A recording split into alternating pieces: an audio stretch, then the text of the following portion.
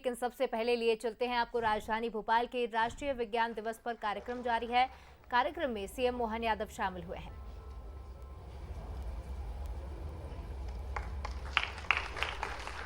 माननीय मुख्यमंत्री जी के संस्कृति सलाहकार एवं निदेशक महाराजा विक्रमादित्य शोधपीठ स्वराज संस्थान श्री श्रीराम तिवारी जी भी हमारे बीच में विशिष्ट अतिथि के रूप में मौजूद है। मैं अनुरोध करूंगा डॉक्टर अनिल खरे, श्रीमती नीलिमा अग्रैया एवं श्री राजेश शिंदे जी से वो कृपया माननीय श्री श्रीराम तिवारी जी का स्वागत करें।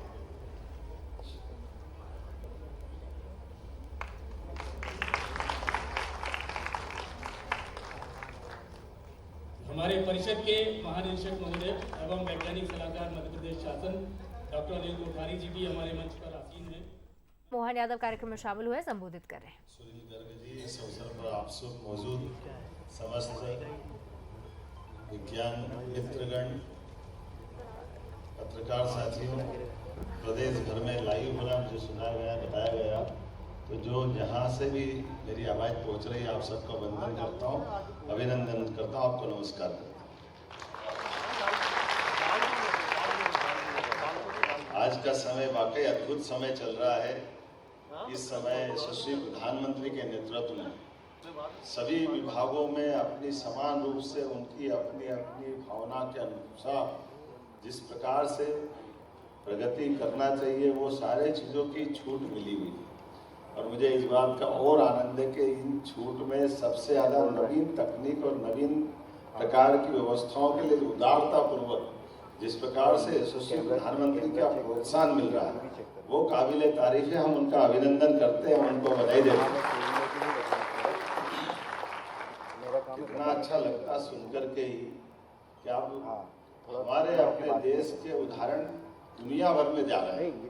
डिजिटल पेमेंट का मामला हो, कोविड के समय ऐप के माध्यम से टीकों का रिकॉर्ड बनाने का मामला हो, अब बताइए ये इंग्लैंड, अमेरिका, बड़े बड़े देश, लेकिन कोविड के टीके के हिसाब किताब रखने में उनके यहाँ इसका कोई सिस्टम नहीं था। किसको 6 महीने का समय मिलना चाहिए, एक दिन भी ऊपर नीचे नहीं आ रही। इतना बड़ा देश, कई सारे देशों को अगर अपने में समाहित कर ले, मुझे लगता है 100 से ज़्यादा देश आ जाए अपने एक देश के अंदर। इतनी बड़ी आबादी हमारी, लेकिन उसके बावजूद भी व्यवस्था कितनी सुव्यवस्थित है, उसका एकमात्र कारण विज्ञान है। इस विज्ञान के आधार पर जो अपने नवीन तकनीक का, नई नई प्रकार की व्यवस्थाओं का लगातार जिज्ञासु होना, प्रोत्साहन होना और उससे बढ़कर के अच्छी चीज़ों को लागू करने की हिम्मत होना, ये जो समय है वाकई ये नरेंद्र मोदी जी का समय है। हमें इस बात का आनंद है। आज विज्ञान दिवस है और विज्ञान दिवस के अवसर पर हम सब जानते हैं कि मध्य प्रदेश सरकार भी लगातार प्रोत्साहन दे रही है। यद्यपि हम जानते हैं श्रीमान चंद्रशेखर वेंकट रमन 28 फरवरी 1928 को आपने रमन प्रभाव की खोज की थी और राष्ट्रीय विज्ञान दिवस इसीलिए प्रत्येक वर्ष इसी दिन आज मनाया जाता है, 28 फरवरी। और अब ये एक अलग बात है कि 28 फरवरी का दिन हमारा सबसे छोटे महीने वाला दिन में आता है। इससे छोटा महीना होता नहीं। और ये तो अच्छा हुआ 28 में बने, 29 में होती तो 4 साल में एक बार मनाते। ये हमारे लिए बड़ी अलग प्रकार की दुनिया है। लेकिन इसके हिसाब लगाने जाएं कि हमारे यहाँ विज्ञान की जिज्ञासाएं और विज्ञान के आधार पर व्यवस्थित हमारी सारी सिस्टम। अभी मुझे दूरबीन दिया गया भेंट, और हम सब जानते हैं कि दूरबीन का आविष्कार किसने किया? किसने किया? गैलीलियो ने। गैलीलियो के पहले तो कोई मालूम नहीं था। मालूम था? नहीं था। कि पंडित जी नवग्रह की पूजा कैसे कराते थे? कोई भी कोई आयोजन हो, कोई भी प्रयोजन हो, किसी प्रकार के काम की सफलता की शुरुआत तो नवग्रह हमारे सबसे पहले। तो ये हमसे बड़ा खगोल में विश्वास करने वाला विज्ञान का कौन सा देश है जिसको ये सब मालूम है? कितने साल तक पृथ्वी की परिक्रमा सूर्य करता है, सूर्य की परिक्रमा पृथ्वी करती है, इसका हिसाब लगाने में विदेश वाले घूम रहे थे। और एक ने जिसने बेचारे ने कहा तो उसको फांसी पर लटकाने की बात कर दी।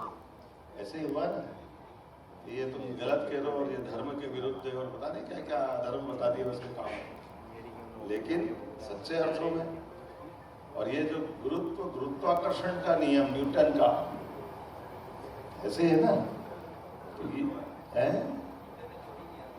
है ना, तो ये गुरुत्वाकर्षण का नियम, ये गुरुत्वाकर्षण का नियम का शब्द कोई दूसरा दिया गया इनमें विदेश वालों ने। अच्छा, गुरुत्व समझते हैं क्या? गुरुत्व क्या होता है? हाँ, ग्रेविटी होती, तो ग्रेविटी होती क्या है? गुरु का तत्व तो पूछ रहा हूं, गुरु का तत्व का मतलब क्या है?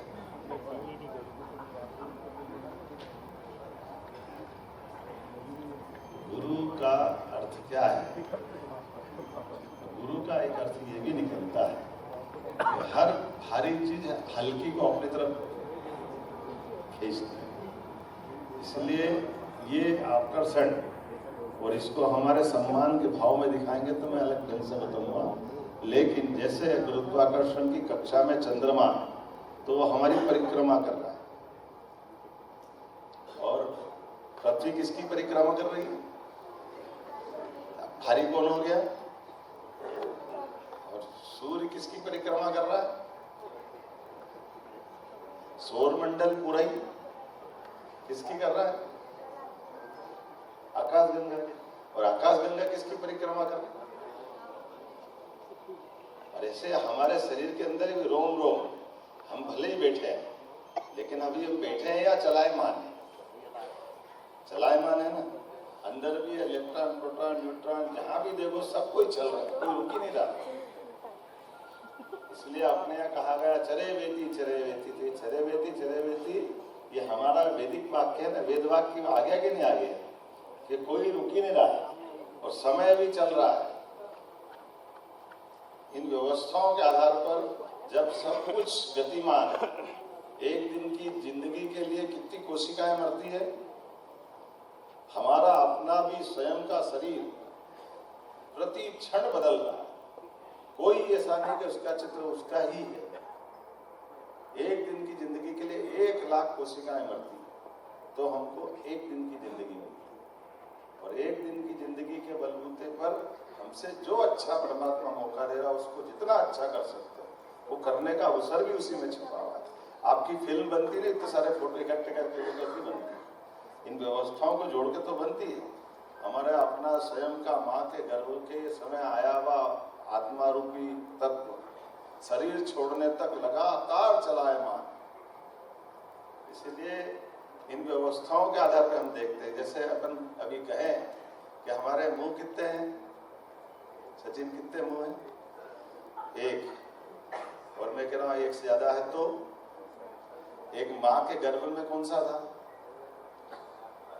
2 हो गए। और आगे बढ़ाओ, कितने मुंह हैं? अरे रोम रोम से सांस ले रहे हैं। आपको बीमार हो जाए तो कहीं भी इंजेक्शन ठोक के दवाई पहुंचाते कि नहीं पहुंचाते? तो दवाई पहुंच गई कि नहीं पहुंच गई? तो एक मुंह था तो इतने सारे मुंह कैसे हो गए? कहाँ कहाँ लगा देते हो बताओ? मौका पड़े तो खोपड़ी में भी ठोक देते हो। लेकिन ये अगर हम मुंह नहीं होते तो अंदर कैसे इंजेक्ट होता है, दवाई अंदर कैसे जाती है? तो इसीलिए एक शब्द है यत पिंडेतर ब्रह्मांड है। जैसा हमारा पिंड है वही ब्रह्मांड। अर्जुन से संवाद में भगवान कृष्ण ने ये जब उसकी जिज्ञासा बढ़ती गई तो उन्होंने कहा, अर्जुन मैं जब ये सूर्य चंद्र तारे नहीं थे तब भी मैं था और आज भी हूँ। तो थोड़ा सा अपने जैसे सहज मानव भाव होने के कारण से अर्जुन ने कहा, मेरे तो समझ में नहीं आ रही बात।